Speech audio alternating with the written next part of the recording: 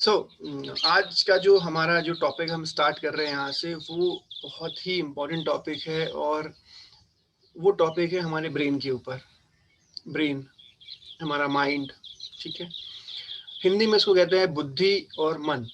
ये दो चीज़ों के ऊपर आज हम डिफरेंशिएशन समझेंगे कि क्या होता है, और यहीं से सारी सफलता निकल के आती है। हम में से बहुत सारे लोग हमेशा सफलता के लिए जूझते रहते हैं और हमेशा सोचते रहते हैं कि हमें सफलता क्यों नहीं मिली, किसी और को क्यों मिली, हमने क्या किया या उसके साथ परिस्थितियाँ क्यों अच्छी हुई। तो ये सब जो चीज़ें हैं, ये आप समझ के रखिए कि ये हमारे द्वारा बनाई हुई चीज़ें हैं, या हमारी जैसे ब्रेन की कंडीशनिंग हुई है शुरू से, उस हिसाब से वो सारी चीज़ें बन के आ रही है। तो क्या इसे बदला नहीं जा सकता? हाँ, इसको बिल्कुल बदला जा सकता है। कैसे बदला जा सकता है, ये क्या होता है, हम एक-एक स्टेप जाएँगे। सबसे पहले हमें ब्रेन की जो मैकेनिज़्म है, इसको समझना पड़ेगा। आध्यात्मिक रूप से हमें समझना पड़ेगा, क्योंकि अभी तक हम लोगों ने जो सुन रखा है, वो हमने बहुत सारी किताबें पढ़ रखी हैं, किसी फॉरेन राइटर की, किसी हिंदी राइटर की, और वो सब कन्फ्यूज़िंग रहती है बहुत सारी चीज़ें। तो आज आप लोगों से रिक्वेस्ट है कि आज से आप लोग जो भी चीज़ें यहाँ पे समझने वाले हैं, या जो भी चीज़ें मैं यहाँ बात करूँगा, इस माइंड से समझिएगा कि आज आप बिल्कुल खाली हैं। आपके दिमाग में जो भी पुरानी चीज़ें हैं, जो आपने पीएमए पॉजिटिव मेंटल एटीट्यूड की बुक पढ़ी है, या पर्सनैलिटी की बुक पढ़ी है, या ब्रेन के ऊपर आपने कोई सेशन अटेंड किया हुआ, वो सब अभी आप ज़ीरो कर दीजिए। या आपको अध्यात्म का थोड़ा बहुत नॉलेज भी होगा, बहुत सारा नॉलेज भी होगा, क्योंकि अभी हम जिस टॉपिक पे बात करेंगे, इसमें लोगों के पास आधा कचरा ज्ञान रहता है। मैं भी धीरे-धीरे अभी इसको डेवलप कर रहा हूँ, सीख रहा हूँ।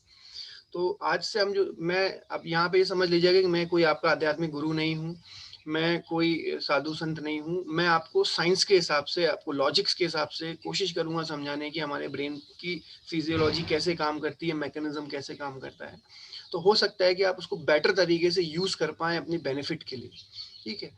और अभी तक क्या था कि हमें मालूम नहीं था कि हमारा ब्रेन किस तरीके से काम करता है, हमारा माइंड क्या काम करता है, ब्रेन और माइंड में क्या फ़र्क है। तो धीरे-धीरे, धीरे-धीरे करके हमारे ब्रेन में परत बाई परत, परत बाई परत कुछ ऐसी चीज़ें चढ़ती गई, जिसने हमें हमारी सफलता से रोक दिया। जीवन में क्यों कुछ लोग सफल होते हैं और बहुत ज़्यादा लोग सफल नहीं हो पाते, उसका उसके पीछे पूरा रीज़न जो है, वो हमारा शुरू होता है बचपन से। तो हम बचपन से जब देखेंगे अपने आप को, तो हमें समझ में आएगा कि हमारे साथ क्या-क्या चैलेंजेस होते गए, और जिस कारण से आज हम जो बने हैं, वो पिछला जो हमारा हिस्ट्री है, उसके कारण से बने हैं। तो क्या हम इसे बदल पाएँगे? हाँ, पर उसके लिए हमें पीछे जाना पड़ेगा। हमें वापस पीछे जाना पड़ेगा और वहाँ से चीज़ों को रिपेयर करना पड़ेगा। बहुत सारी बातें अभी आपको कनेक्टिंग नहीं लगेंगी, हम इसको धीरे-धीरे कनेक्ट करेंगे। सबसे पहले आप ये सोचिएगा कि हम लोगों ने एक सुन रखा है कि हमारे जैसी हमारी सोच होगी, वैसे हमारे विचार बन जाएँगे। जैसे हमारे विचार होंगे, वैसे हमारे कर्म होंगे। जैसे हमारे कर्म होंगे, वैसे ही हमारी आदतें होंगी, हैबिट डेवलप होगी। जैसी हमारी हैबिट्स होंगी, वैसी हमें हमारे एक्शंस होंगे, मतलब हम वैसा काम करेंगे, और जैसे हमारे एक्शन होंगे, वैसी हमारी लाइफ में हमको रिजल्ट्स मिलेंगे। अब हमारे विचार कैसे बनते हैं? हमारे आदतें कैसे डिसाइड होती है? हमारे एक्शंस कैसे बढ़ते हैं या बनते हैं, और फिर कैसे रिजल्ट्स मिलता है। हम एक-एक टॉपिक पे बात करेंगे, एक-एक टॉपिक पे कि विचार बनने की प्रोसेस क्या है, उस पे कैसे काम किया जा सकता है, उस विचार बनने की प्रोसेस से हम अपने कर्म को कैसे बदल सकते हैं। ये सारी चीज़ें हम आज से स्टार्ट करेंगे समझना। इस सब को समझने से पहले आपको ये समझना पड़ेगा कि अभी तक हमने सुपरफिशियली जो भी समझा है दिमाग के बारे में या ब्रेन के बारे में, वो बहुत बहुत सुपरफिशियल है, मतलब वो बहुत ऊपरी परत है, इसलिए आज तक कोई उस पे ढंग से काम नहीं कर पाया। आज से हम जो बात करेंगे, वो बहुत इन डेप्थ की बात करेंगे, बहुत ज़्यादा डीप में बात करेंगे, तो शायद आप उसकी गहराई को समझ पाएँ और उसका सही यूटिलाइज़ेशन कर पाएँ। मैं पूरी कोशिश कर रहा हूँ कि आप तक वो जो बात है, जो सही है, या जो आपके मतलब की है, वो आप तक पहुँच पाए। तो आज हम स्टार्ट करते हैं। सबसे पहले हमें समझना पड़ेगा कि हमारे दिमाग में हमारी जो शरीर है, ये कुछ तत्वों से मिलके बना होता है। अध्यात्म के हिसाब से मैं बोलूँ उसको, तो वो तत्व क्या-क्या हैं? वो हैं हमारी बुद्धि और अहंकार। दूसरा है हमारा मन और आत्मा, ठीक है?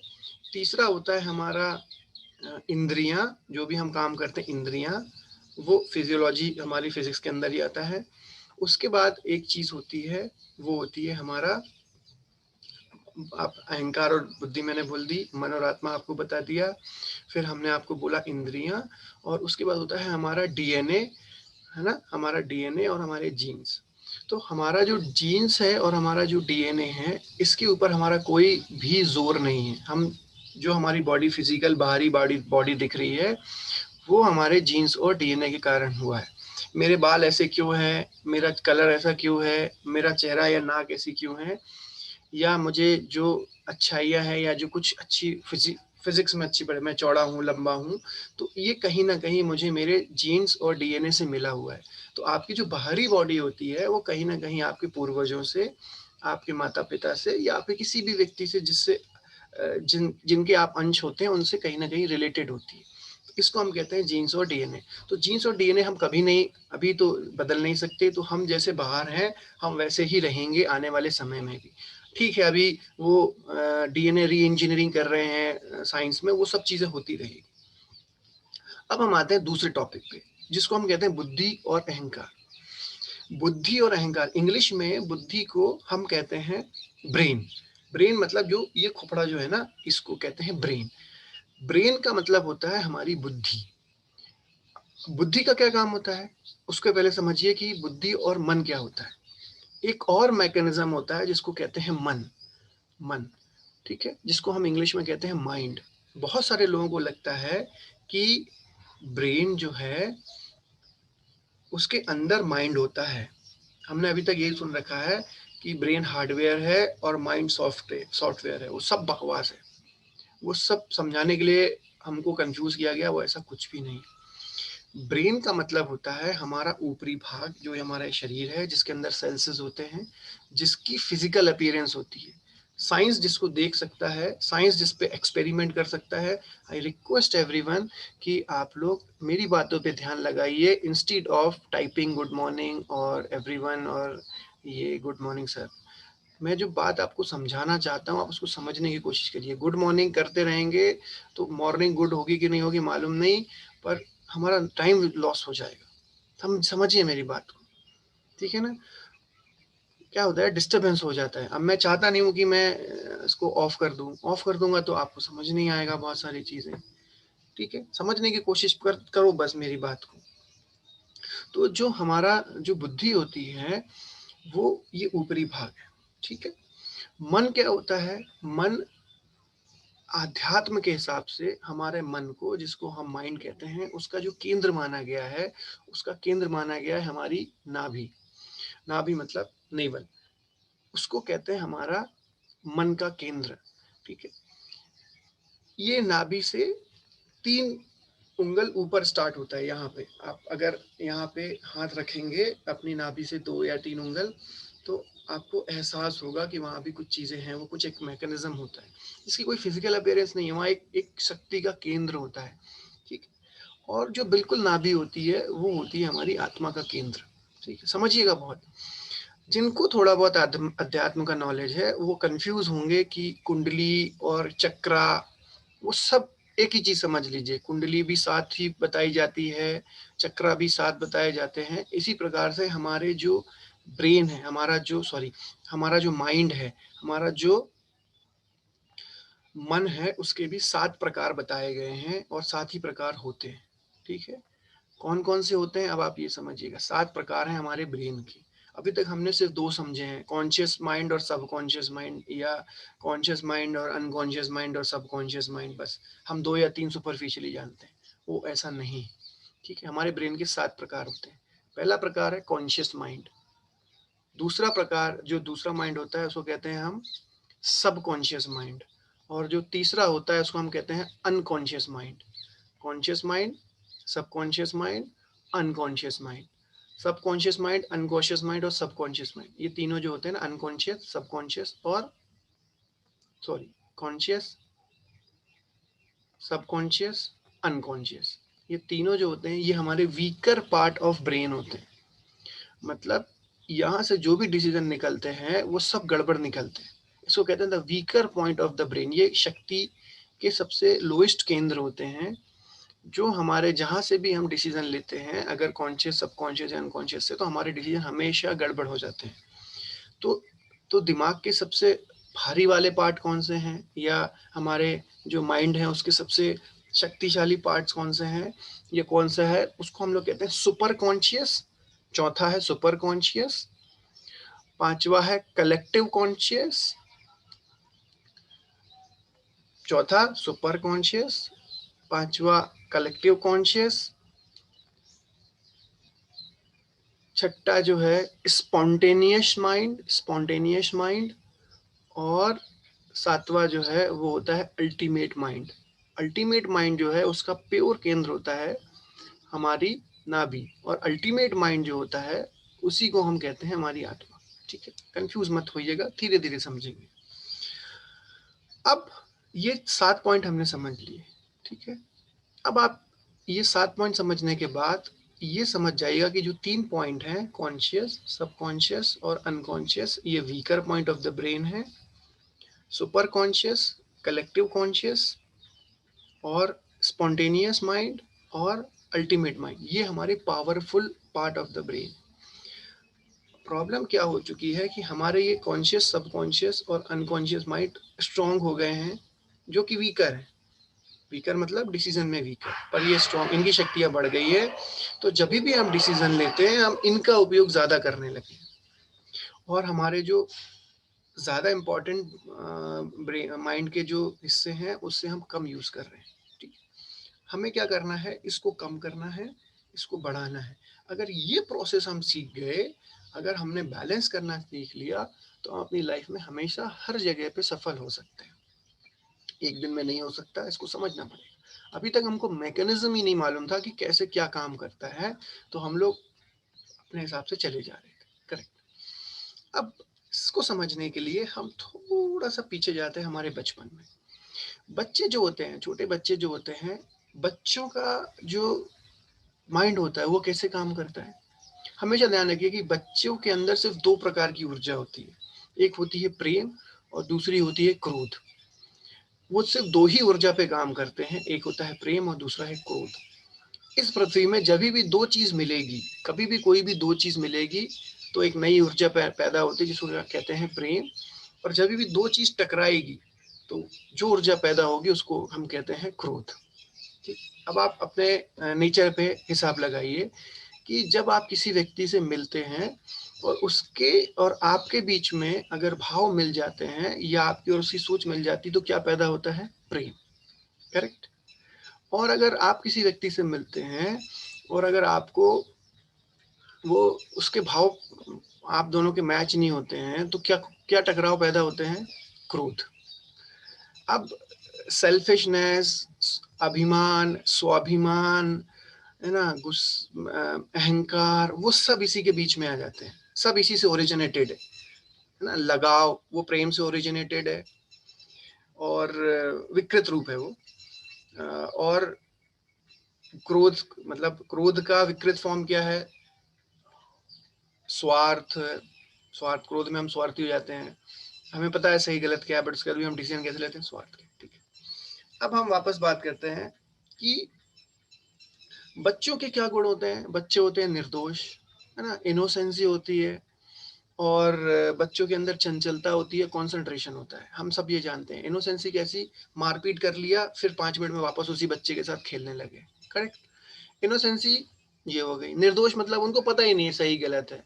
पापा ने कह दिया कि जाओ बाहर अंकल आए, उनको बोल दो कि पापा घर में नहीं है, तो जाके बोलता है अंकल पापा ने बोला है पापा घर पे नहीं। क्यों? क्योंकि उनका जो ब्रेन है, उनके ब्रेन में कोई भी अभी फालतू की चीजें गई नहीं है, उनको सही गलत कुछ भी नहीं पता है।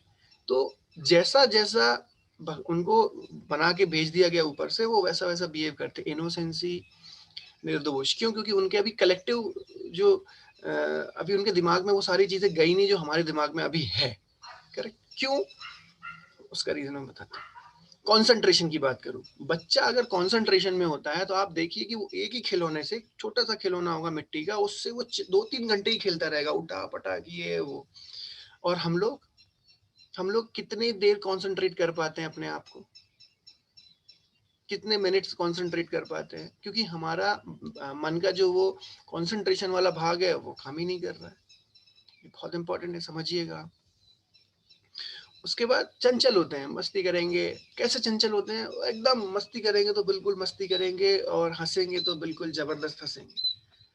तो अब आप ये समझिएगा कि बच्चों के क्या गुण है? निर्दोष, उसके बाद इनोसेंसी, चंचलता, कंसंट्रेशन, ये सारे बच्चों के गुण हैं। प्रेम, प्रेम, क्रोध। बच्चे सिर्फ दो चीज जानते हैं, दो ऊर्जा होती है उनके अंदर। एक होती है प्रेम की, उनको अगर किसी चीज को चाहिए है तो वो बड़े प्यार से बोलेंगे, पापा मुझे ये चाहिए, मुझे ये खाना है, मुझे ये चाहिए। प्रेम से, बड़े प्रेम से बोलेंगे। इतने प्रेम से बोलेंगे कि आपका दिमाग कितना भी खराब होगा, आपको प्रेम छूट जाएगा। अरे वाह बेटा, चलो घर चलते हैं। क्यों? क्योंकि उन्होंने उस ऊर्जा का यूज किया जो यूनिवर्स की ऊर्जा है, जिसको हम कहते हैं प्रेम। करेक्ट? उन्होंने सिर्फ एक ही ऊर्जा यूज की, प्रेम। अब उनको समझ में आया कि मेरे पापा प्रेम से नहीं मान रहे, अब मैं बताता हूँ। फिर वो उतर आते हैं तांडव पे, जिसको हम लोग कहते हैं उनका क्रोध। वो सिर्फ दो ही काम करेंगे, प्रेम या क्रोध। इसके अलावा उनके अंदर कोई दूसरी एनर्जी नहीं होती। पर हमारे अंदर स्वार्थ, मैनिपुलेशन, घुमाना फिराना, अपना काम कैसे निकलवाना, सारे कैलकुलेशन अपनी लगाते हैं। मतलब हमारी जो पूरी एनर्जी है वो कैलकुलेशन में चली जाती है, इसीलिए हमारी एनर्जी का क्षय हो जाता है। बच्चे, अगर आप दिन भर 24 घंटे अगर बच्चों के साथ रहें, उनके कार्यकलाप को देखें, उनको पकड़ने की कोशिश करें, तो अच्छे से अच्छा एथलीट हार जाएगा। 4 घंटे अगर किसी बच्चे को किसी एथलीट के साथ छोड़ दो, और वो ऊपर नीचे कभी टेबल से घुसेगा, कभी कुर्सी से निकलेगा, कभी इधर से निकलेगा, कभी, वो एथलीट बोलेगा भैया मेरे लिए ओलंपिक लेना ज्यादा आसान है, ये बच्चे को संभालना मेरे लिए बड़ा कठिन है, बहुत दौड़ाता है। क्यों? क्योंकि वो एथलीट की एनर्जी खत्म हो जाएगी, पर बच्चे की एनर्जी खत्म नहीं होती। क्यों? क्योंकि बच्चे की पूरी कॉन्सेंट्रेटेड एनर्जी होती है, उसका कहीं दिमाग नहीं जाता है। और हमको लगता है कि यार बच्चा बहुत दौड़ाता है, बहुत शैतान है, बहुत ओवर परेशान करता है। वो ओवर शैतान या वो कुछ भी नहीं, उसकी जो एनर्जी है उसका वो सही प्योर यूटिलाइजेशन करता है, बहुत ज्यादा यूटिलाइजेशन करता है।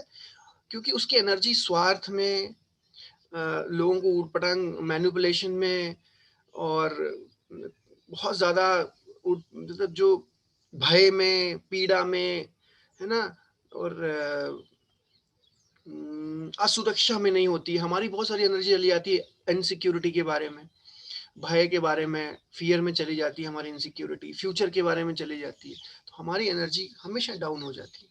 बट बच्चों की एनर्जी हाई रहती है। क्यों? क्योंकि वो सिर्फ सुपर कॉन्शियस माइंड में जीते हैं। अब ये बच्चों के साथ ऐसा क्यों होता है? इसलिए होता है क्योंकि बच्चे जो होते हैं वो सुपर कॉन्शियस माइंड को लेके पैदा होते हैं। बच्चों की जो पहली स्टेज होती है वो होती है सुपर कॉन्शियस माइंड। बस समझ के रखिएगा आप। सुपर कॉन्शियस माइंड की स्टेज होती है, जो बच्चों की पहली स्टेज होती है, that is super conscious mind. इसलिए हम लोग कहते हैं, आप लोगों ने सुना होगा कि 5 साल तक बच्चों को जो सिखा दो उनका डेवलपमेंट हो जाता है बुद्धि का, ये साइंस कहती है। अब समझिएगा, साइंस बुद्धि को समझती है, मतलब वो ब्रेन को समझती है, वो माइंड को नहीं समझती, वो मन को नहीं समझती। क्यों नहीं समझती? क्योंकि साइंस सिर्फ उसी चीज को सच मानता है जो प्रयोगशाला में देखा जा सकता है, या प्रयोगशाला में की डेस्क पे उसका उस पर एक्सपेरिमेंट हो सकते हैं। तो ब्रेन के ऊपर एक्सपेरिमेंट हो सकते हैं। तो साइंस उसको मानता है। पर मन किसी ने देखा ही नहीं है, मन जैसी कोई चीज उनको मालूम ही नहीं है कि कोई चीज ऐसी होती है। तो साइंस उसकी चीजों को नहीं मानता है। तो वो बुद्धि के हिसाब से बताता है कि बच्चों का जो ब्रेन है, देखिए ब्रेन और माइंड दोनों में कंफ्यूज मत होइएगा। ब्रेन अलग चीज है, माइंड अलग चीज है, बुद्धि अलग चीज है, मन अलग चीज है। हम दोनों की डिफरेंशिएशन पे भी बात करेंगे। अब अच्छा, आपको लग रहा होगा कि मैं सारी बातें क्यों कर रहा हूँ। ये सब बात रिलेट होगी अभी अंत में जाके, कि हम लोग क्यों सफल नहीं हो पाते हैं, या जो लोग सफल हो पाते हैं उनका क्या ब्रेन की जो स्टेज होती है, ये सब रिलेट करेंगे अभी। मेरी बात पता नहीं आपको समझ आ रही होगी, नहीं आ रही होगी। नितिन जी समझ आ रही है? आ रही है, अब तो करना ही पड़ेगा। बोले ठीक है, ठीक है। दिनेश जी आपको भी समझ में आ रही होगी, मुझे दिख रहे हैं। सतीश पांडे जी भी दिख रहे हैं। ठीक है, चलो आगे बात करते हैं। सो अब समझिएगा कि बच्चों की जो स्टेज होती है वो होती है सुपर कॉन्शियस माइंड की। अब उनका सुपर कॉन्शियस माइंड 5 साल तक काम करता है, फिर धीरे धीरे क्या होता है, हम बच्चों को सिखाना शुरू करते हैं, तुम किस धर्म के हो, हम किस धर्म के हैं बॉस, मैं हिंदू हूँ, मैं जैन हूँ, हम जैन परिवार में जन्म लिए, तो हम हिंदू परिवार में जन्म लिए, हमने मुसलमान परिवार में जन्म लिया, हमने क्रिश्चियन परिवार में जन्म लिया। हम उनको भेदभाव सिखाना स्टार्ट कर देते हैं। हमको पता नहीं होता है, हम अपनी चीज सही तरीके से, व्यवहारिक तरीके से नहीं बता पाते हैं, उनके दिमाग में ऊंच नीच बताना शुरू कर देते हैं। ये ऊंचा, ये नीचा, ये बड़ी जाति, ये छोटी जाति, ये सही, ये गलत, ये अंकल अच्छे, ये अंकल खराब, दादा अच्छे, नाना खराब, नाना अच्छे, दादा खराब। पता नहीं क्या क्या चीजें हम उनके कॉन्शियस माइंड में, सुपर कॉन्शियस माइंड में डालना स्टार्ट करते हैं। और धीरे धीरे उनका जो एनर्जी है, उनकी जो एनर्जी है वो कन्वर्ट होने लगती है, और उनका कॉन्शियस माइंड डेवलप होना शुरू हो जाता है। उनका कॉन्शियस माइंड जो है वो डेवलप होना शुरू हो जाता है, और उनके दिमाग में ये चीज़ें, कैलकुलेशन शुरू हो जाते हैं, कौन सही है, कौन गलत है, कौन खराब है, कौन अच्छा है। हमने क्या किया, हमने धीरे धीरे करके उनके कॉन्शियस माइंड को डेवलप करना स्टार्ट कर दिया। हम आज जो भी हैं अभी, वो उसी कारण से हैं जो हमारे पुराने समय पे, जब हम 5-8 साल के थे, हमारे ब्रेन में जो फीडिंग डाली गई है, उस फीडिंग से आज हमारे व्यवहार दिख रहे हैं। आपको समझ में नहीं आ रहा होगा ये चीज, बट ये है। इसीलिए हम आज अपने बच्चों को जो फीडिंग डालेंगे, हम उसको आज जो सिखाएंगे, बड़ा होके वो उसी तरीके से वहां पे बिहेव करने वाला है। बहुत समझिएगा, बहुत ध्यान से। अब कॉन्शियस माइंड डेवलप हो गया उसका, किससे? आपने उसको कैलकुलेशन बताए, उसको जात बताई, उसको पात बताई, उसको धर्म बताए, उसको सही बताया, उसको गलत बताया, उसको कौन अच्छा बताया, कौन बुरा बताया, है ना, किसी की बुराई बताई। आपको वो स्वार्थ स्वार्थ भी सीख जाता है। कैसे?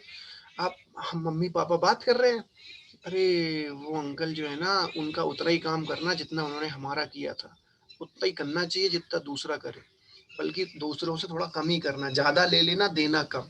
ये सब उसके ब्रेन में शुरू हो जाता है जाना, क्योंकि हम उसके सामने बात कर रहे होते हैं इस तरीके की, या हम उसको ये सिखा रहे होते हैं, देखो वो बाजू वाला बच्चा आएगा ना, उसको खिलौने मत देना, तोड़ देता है। जबकि बेचारा पहले जैसी कोई भी आता था, कोई भी आया हमारे यहाँ, बाई का बच्चा आए या पीछे, उसको कोई मतलब नहीं जात पात से। वो हमारे काम वाले के बच्चे के साथ भी वैसे ही खेलता है, छोटा बच्चा, और पीछे एक करोड़पति रहता है, उसके साथ भी वैसे ही खेलता है, रोड का बच्चा उसके साथ भी वैसे ही खेलता है। उसके दिमाग में है ही नहीं कि ये गरीब है, इसके साथ नहीं खेलना है, ये छोटी जाति का है, इसके साथ नहीं खेलना है। किसने डाला ये? किसने डाला ये? क्यों डाला ये? आपको पता है आपने क्या कर दिया, या मैंने पता है क्या कर दिया, या हमारे माँ बाप को पता है उन्होंने हमारे साथ क्या कर दिया? उनको पता ही नहीं है उन्होंने हमारे साथ क्या कर दिया, हमारे ब्रेन के साथ कितने बड़े खिलवाड़ हो गए। इसीलिए जब आप सड़क पे जाते हैं, अब आज तो अगर आपको कोई गरीब आदमी दिखता है, तो अंदर की क्या भावना आती है? अगर मेरे पापा ने मुझे बचपन में सिखाया कि गरीबों की, उनके साथ हमेशा अच्छा व्यवहार करना चाहिए, या गरीब, हमारा जन्म हुआ है कि हम किसी के लिए कुछ काम कर पाए, या हमें समाज को कुछ करना चाहिए, तो मैं क्या करूंगा, उस गरीब के लिए जो भी मुझसे बन पड़ेगा, जो भी मेरी काबिलियत होगी कि उसके लिए अच्छे भाव आएंगे, तो मैं उसको कुछ दे दूंगा, चल भाई खाना खा ले या कर ले। वहीं पे एक व्यक्ति जो होता है, जिसके दिमाग में ये डाला गया कि गरीब लोग साले मरने के लिए ही पैदा होते हैं, ये है वो है, वो जैसे गरीब को देखेगा गालियां देना शुरू कर देगा। अरे गरीब लोग होते क्यों हैं, ऐसे ही मांगते रहते, भीख, फालतू लोग हैं ये, दारू पीते हैं जाके। क्योंकि हमारे ब्रेन की की प्रोग्रामिंग ही वैसी कर दी गई है कि किसी गरीब को देख के हमें नफरत होने लगेगी, किसी दूसरे जाति के आदमी को देख के हमको गुस्सा आने लगता है। मैं जैन हूँ, मुझसे बड़ा, मैं जैन हूँ, मैं जैन हूँ, मैं खुद जैन हूँ, तो मेरे दिमाग में आ गया मैं जैन हूँ, मेरे से बड़ा कोई धर्म है ही नहीं इस पृथ्वी में, मैं हिंदू हूँ, मुझसे क्यों? क्योंकि मुझे मंदिर ले आके मुझे बार बार ये सिखाया गया, बेटा हम हिंदू धर्म से बड़ा कोई धर्म नहीं, जैन धर्म से बड़ा कोई धर्म नहीं। हमने उसके ब्रेन में पता नहीं क्या क्या क्या क्या क्या क्या क्या क्या क्या क्या डाल दिया, और फिर वो आज बिहेव करता है तो हमें गुस्सा आती है। फिर वो आज जाति के नाम पे दंगे करने जाता है, तो हमको पता ही नहीं कि हमारा बच्चा दंगाई क्यों बन गया। तो आपने बनाया ना उसको, आप ये तो सिखाई सारी चीजें। अब 10 12 साल 15 साल का हो गया, फिर कहते हैं अरे शेयरिंग करो, शेयरिंग बच्चों को दो। पहले तो सिखा दिया कि शेयरिंग मत करो, खिलौने मत दो, वो मत करो। और आप कह रहे हो ये सब करो। अब उसके दिमाग में वो कंफ्यूज, करूँ क्या? पापा ने तो 5 साल पहले ये बोला था, अब बोल रहा है, अब क्योंकि सामने होशियार दिखाना है अपने आप को, तो हम अपने होशियारी करते हैं। और यहाँ से हो चुकी उसकी ब्रेन की प्रोग्रामिंग। और इसलिए साइंस भी कहता है कि 5 साल के बच्चे के अंदर जितनी चीज़ें हैं, मतलब ये कहा जाता है कि 5 साल तक का बच्चा जो होता है, वो अपनी लाइफ की जितना भी नॉलेज है, उसका 75 टू 80% एक्वायर कर चुका होता है 5 साल के पहले ही।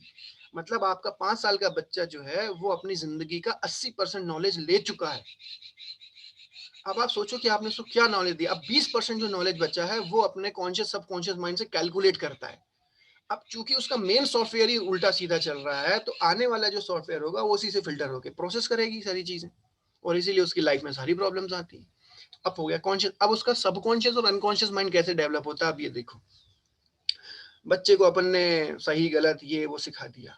उसके बाद और बेचारे गरीब के ऊपर, जिसका मन था सिर्फ स्वतंत्रता में रहने का, अपना प्रेम और क्रोध के ऊपर पूरा एंजॉय करने का, माथा पटकने का, तांडव करने का और प्रेम करने का, घूमने फिरने का, स्वतंत्र, उसको पकड़ के ले जाके छोड़ दिया स्कूल। अब स्कूल में उसकी मैडम ने उसको समझाना शुरू किया, पढ़ना लिखना क्यों जरूरी है। और बेचारे ने कुछ गड़बड़ की, उसको क्लास के बाहर खड़ा कर दिया, उसके अंदर कॉम्प्लेक्सेस डालना शुरू कर दिए। उसको समझ में नहीं आ रहा गरीब को क्या हो रहा है। उसके लिए हम लोगों ने वो तारे जमीन पे आप लोगों ने मूवी देखी होगी, वो that is related to your subconscious mind. वो सबकॉन्शियस माइंड कैसे डेवलप कर रहे होते हैं उस बच्चे का, उसकी जो प्योर एनर्जी थी उसको कैसे खराब कर रहे होते हैं। फिर उसको रेस का घोड़ा बनाना शुरू कर दिया, चल दौड़, धड़क धड़क धड़क। टीचर को कोई मतलब नहीं, बस तुझे तो पढ़ना लिखना सिखाना है। उसको मार पीट के क्या किया, उसकी जो एनर्जी थी, बेचारे का मन खेलने का, उसको पकड़ के क्लास में बिठा दिया। फिर उसको सही गलत बताने लगे। देखो, उसको गुस्सा नहीं करना चाहिए, और दो चार हाथ मसक दिए। तो क्या किया, उसके प्रेम को और उसके क्रोध को, जो उसकी बाय बर्थ एनर्जी थी, उसको दबा दिया। और जैसे ही आपने उसकी बाय बर्थ एनर्जी को दबा दिया, ऊपर से एक और चीज घर में माँ बाप सिखा देते हैं कि अपने भाव कभी किसी को बताना नहीं, क्रोध आए तो दिखाना नहीं, किसी पे ज्यादा प्रेम आए तो बताना नहीं, अपने खिलौने किसी को देना नहीं, किसी से बहुत प्रेम हो किसी अंकल से तो उसके साथ जाना नहीं। धीरे धीरे करके हम उसके प्रेम और क्रोध के भाव को खत्म करते जाते हैं। स्कूल में उसके प्रेम और उसके भाव को खत्म किया जाता है, उसकी एनर्जी को खत्म किया जाता है, और धीरे धीरे करके उसके अनकॉन्शियस माइंड और सबकॉन्शियस माइंड को डेवलप कर दिया जाता है। कॉन्शियस माइंड कैसे डेवलप हुआ, जब आपने उसको जात पात, मतलब फालतू की जब इन्फॉर्मेशन दोगे, फालतू की जो इन्फॉर्मेशन दोगे, उससे उसका कॉन्शियस माइंड डेवलप होता है। जब उसके प्रेम और एनर्जी को दबाने की कोशिश करोगे, उसके भावों को दबाने की कोशिश करोगे, तो उसका अनकॉन्शियस माइंड और उसका सबकॉन्शियस माइंड डेवलप हो चुका होता है, क्योंकि वो बच्चा होता है सुपर कॉन्शियस माइंड की प्रोसेस में। अब आपको लगता है कि मेरे साथ आज जो परिस्थितियां हो रही हैं, वो ऐसी क्यों हो रही हैं। आपके साथ जो परिस्थितियां हो रही हैं आज 25 50 60 साल में, वो इसलिए हो रही हैं क्योंकि आपके कॉन्शियस और सब कॉन्शियस माइंड पे कॉन्शियस मैं बार बार एक्चुअली मैंने रिक्वेस्ट की थी कि आप लोग चलते हुए या वॉकिंग करते हुए मेरी बात को ना सुने, क्योंकि आपको बिल्कुल समझ में नहीं आएगा, बट स्टिल मेरे कई दोस्त लोग थोड़ा, ठीक है सर, शायद उतना अच्छा नहीं बताएंगे, ठीक है, कोशिश करिए, आपके समझ में नहीं आएगा, आपका टाइम वेस्ट होगा, तो प्लीज़ आप थोड़ा बैठ जाओ एक जगह पे, नहीं तो आप अपना वीडियो ऑफ कर लो, क्योंकि मुझे यहाँ कुछ चलते हुए दिखता है तो मेरा डिस्टर्बेंस हो जाता है। तो मैं कहाँ था, तो कोई बात नहीं भूपेन जी, कोई बात नहीं, मैंने आपको नहीं कहा, बट बहुत सारे लोग हैं जो अपने आप को डिस्टर्ब कर लेंगे, बात समझ में नहीं आएगी आपकी, आपका 1 घंटा खराब हो जाएगा, उससे अच्छा आप अटेंड नहीं करो कोई भी, क्योंकि बहुत बहुत हम बहुत डीप बात करने वाले हैं, डीप नॉलेज कर रहे हैं अभी हम बात जो है, ठीक है। तो हमने उनके प्रेम को, उसकी एनर्जी को दबाया, तो उसकी एनर्जी कहाँ चली गई, उसकी एनर्जी कन्वर्ट हो गई कॉन्शियस और सबकॉन्शियस माइंड में। अब सबकॉन्शियस और कॉन्शियस माइंड के क्या गुण होते हैं, भय विकृत हो गई ना, प्रेम विकृत हो गया और क्रोध विकृत हो गया। जब क्रोध विकृत हुआ तो क्या बना, भय, डर, असुरक्षा, डरता है, हमेशा डरने लगता है, अरे ये नहीं करो वैसा होगा। बच्चे को देखा है कभी डरते हुए, सांप को भी पकड़ लेता है ऐसा करके उल्टा सीधा, कुत्ते की पूंछ पकड़ लेता है, कान मरोड़ देता है उसके। मेरा मेरा बच्चा है, वो 3 साल का, कुत्ते को पकड़ लेता है ऐसे, जंगली कुत्ते को यहाँ सामने, और उसको मैं कुछ नहीं बोलता, ठीक काटेगा तो देखा जाएगा। उसको अभी से डराने शुरू कर देंगे तो क्या करेंगे फिर? हमको उनको व्यवहारिक ज्ञान देना है, थोड़ा सा व्यवहारिक ज्ञान देना है, ज्यादा डराना नहीं। अरे मिट्टी में मत खेलो, ये इधर, अव्यवहारिक हो जाएंगे फिर बच्चे, उनको वो चीज नहीं मिलेगी। ठीक है, वो किसी से डरता है पर हम डरने लगते हैं, क्यों? क्योंकि कैलकुलेटिव माइंड, भय, असुरक्षा, पै, पैसा नहीं आया तो क्या होगा, उधर क्या है। क्रोध विकृत हो गया तो दूसरे भाव बन गए, प्रेम विकृत हो गया हमारा तो क्या बन गया? लगाव, पॉसेसिवनेस, ये मेरा है, प्रेम है, ये चीज जो है ये मेरी है, ये किसी को नहीं दूंगा मैं। क्यों? क्योंकि प्रेम का भाव ही विकृत हो गया। ये क्या हो गई? पॉसेसिवनेस, इसको कहते हैं हम लोग लगाव, जुड़ाव, है ना। Involvement, involvement is the right word, is involve, मैं इसके साथ इन्वॉल्व हूँ, इन्वॉल्व मतलब ये मेरा इन्वॉल्वमेंट। हमारे अंदर प्रेम की भावना बदल के इन्वॉल्वमेंट शुरू हो गया, पॉसेसिवनेस, मेरी टीम है, सिर्फ मेरी टीम है, मेरी डाउन लाइन है बस, मैं व्हाट्सएप ग्रुप में सिर्फ अपनी टीम के लिए ऐसा करूंगा, दूसरे ग्रुप में क्यों करूं? It is called involvement. Involve हो गए हम, मेरी टीम का कोई आदमी अच्छा करेगा तो मैं ऐसा करूंगा, दूसरी टीम का कोई करेगा जाने दो, क्या करना है, अपने से क्या लेना देना, अपने को तो यहाँ से मतलब है, उसको मोटिवेट करना है। ये भाव कहाँ से आए? ये विकृत फॉर्म ऑफ योर लव, प्रेम के विकृत फॉर्म में आप आ गए। करेक्ट। अब आपकी लाइफ में जो परिस्थितियां आज पैदा हो रही हैं वो कैसे बनी? वो वैसे बनी जैसे जैसे आपके कॉन्शियस, सबकॉन्शियस और अनकॉन्शियस माइंड ने जो भर के रखा हुआ है वो निकालना स्टार्ट कर दिया। फॉर एग्जाम्पल,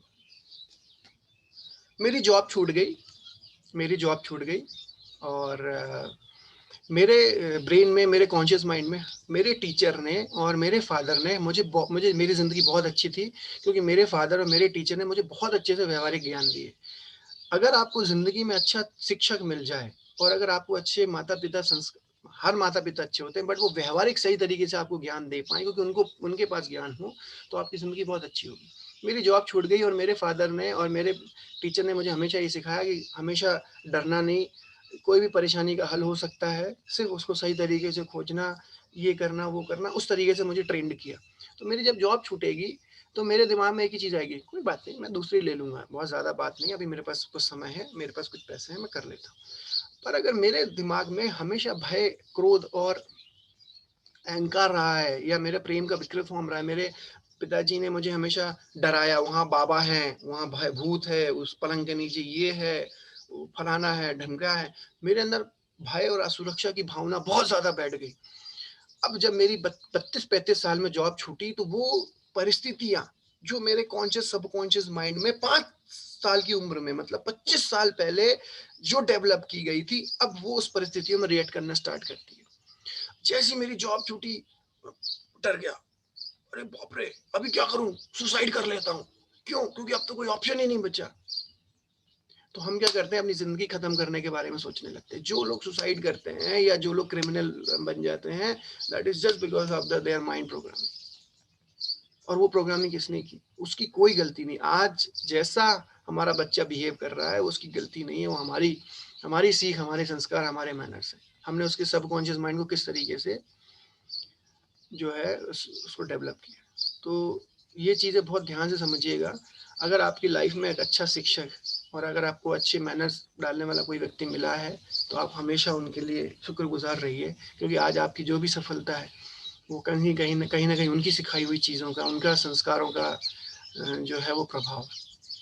और आज हमारी जो स्थितियां हैं, हम उस स्थिति को बदल सकते हैं, बट हमें उसके लिए पीछे जाना पड़ेगा। अब हमको अपने कॉन्शियस सबकॉन्शियस माइंड को ढीला करना पड़ेगा और अपने सुपर कॉन्शियस माइंड को आगे करना पड़ेगा। तो आज हमने सीखा, जो हमने आज सीखा हम इसको कल कंटिन्यू करेंगे। अब आपको मैं कुछ चीज़ें बता देता हूँ कि जो बुद्धि होती है ये सिर्फ विचार कर सकती है।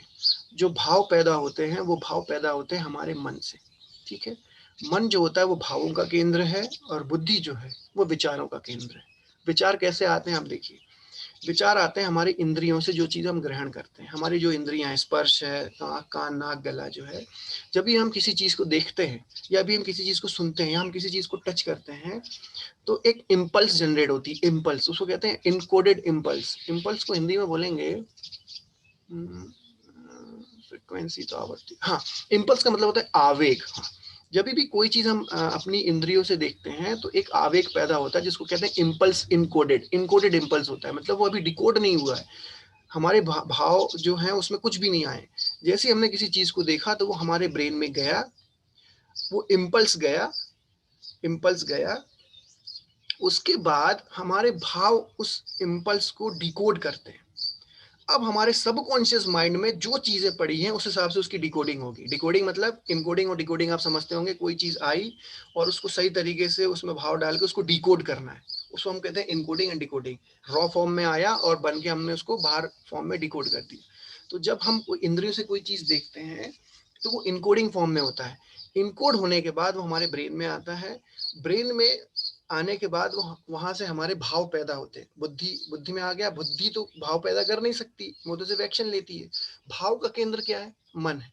कौन सा मन है? Conscious, subconscious, super conscious, collective conscious और स्पॉन्टेनियस माइंड और अल्टीमेट माइंड, ये सब हमारे भाव के केंद्र। अब हमारा कौन सा मन स्ट्रांग है और उसके अंदर कौन से भाव हैं, उस तरीके से किसी भी चीज की परिस्थितियां इनकोड हो जाएंगी, डिकोड हो जाएंगी और वो बाहर निकल जाएंगी। यहीं से होते हैं विचार। इम्पल्स विचार नहीं होते हैं, वो इम्पल्स होते हैं। इम्पल्स डिकोडेड इनकोडेड इम्पल्स होते हैं। हम उसको डिकोड करके विचार बनाते हैं, उस पर जो रिएक्शन करते हैं वो विचार बन जाते हैं।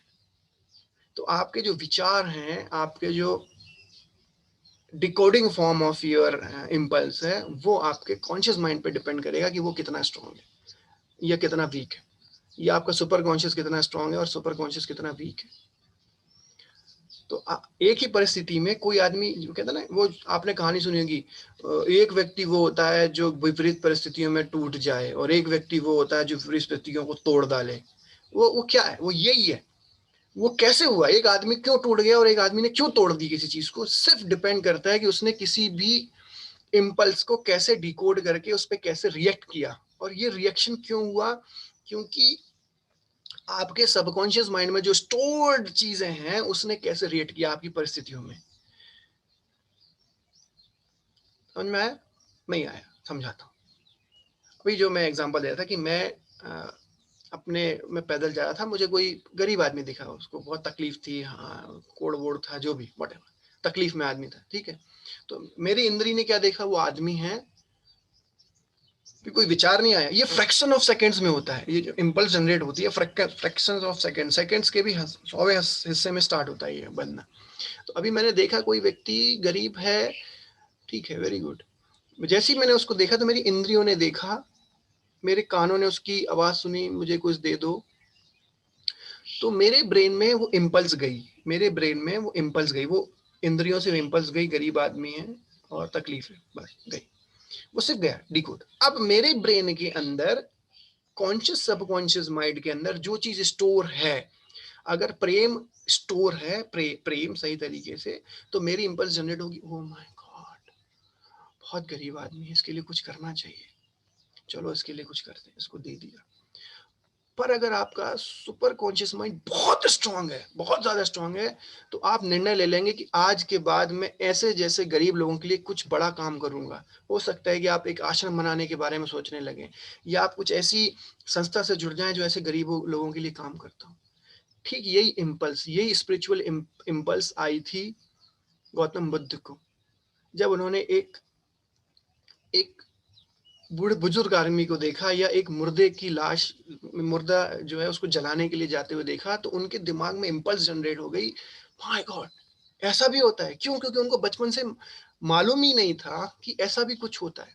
तो उनका सबकॉन्शियस उनका सुपर कॉन्शियस माइंड, जिसके अंदर प्रेम होता है, वो इतना ज्यादा स्ट्रांग था कि उसने उसी समय निर्णय ले लिया कि अब मैं लोगों के कष्ट दूर करने के लिए और जीवन का सत्व ढूंढने के लिए अपना जीवन लगा दूंगा। सब कुछ छोड़ के निकल पड़े, क्योंकि उनकी इम्पल्स बहुत स्ट्रांग निकली।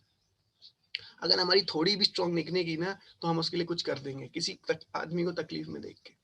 पर अगर मेरे दिमाग में सबकॉन्शियस माइंड में ये घुसेड़ा गया है कि ये सब तो नौटंकी है, सब फालतू के लोग हैं, ये सब जो रोते-धोते हैं, सब बकवास है। तो अब मैं जब किसी आदमी को पीड़ा में देखूँगा, तो मेरे दिमाग में एक इम्पल्स जनरेट होगी, सब बेकार है और दुःख एक वो हाथ और लगाओ, भीख माँगता है, दे दे। हमारे क्योंकि हमारे ब्रेन में वैसी थी, तो हमने कैसे रिएक्ट किया? एक परिस्थितियों में एक आदमी ने उसको खाना दिया, दूसरी उसी परिस्थितियों में दूसरे आदमी ने उसको 2 कंटाप घुमा के दिए।